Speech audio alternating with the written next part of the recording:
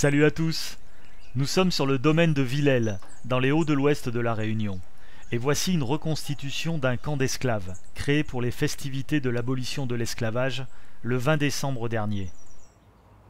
Sur ces terres se dressait en 1824 l'une des usines sucrières les plus modernes de l'île, la seule équipée d'une machinerie à vapeur.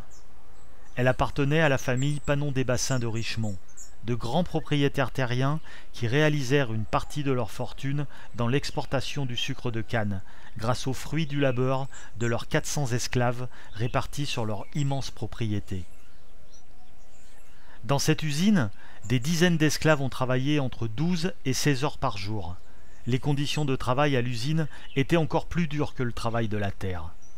Il faut imaginer l'usine avec ses murs dressés, surplombés d'une immense charpente, les cuves bouillantes, un travail avec des cadences rapides, dans une fumée, une vapeur et une chaleur insupportables.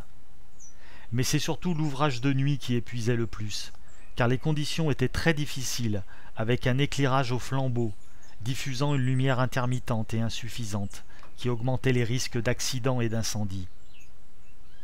Les ouvriers n'arrêtaient le travail que le dimanche, après le nettoyage des foyers, des chaudières, des canalisations, de la révision des moulins et des soins des animaux. Ces corvées pouvaient parfois être prolongées jusqu'à la mi-journée, avant de pouvoir rentrer au campement, pour un repos bien mérité.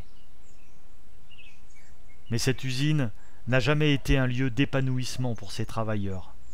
Et dans ses ruines plane encore aujourd'hui l'esprit immortel de ces courageux ancêtres réunionnais. Bonne année 2020 à tous.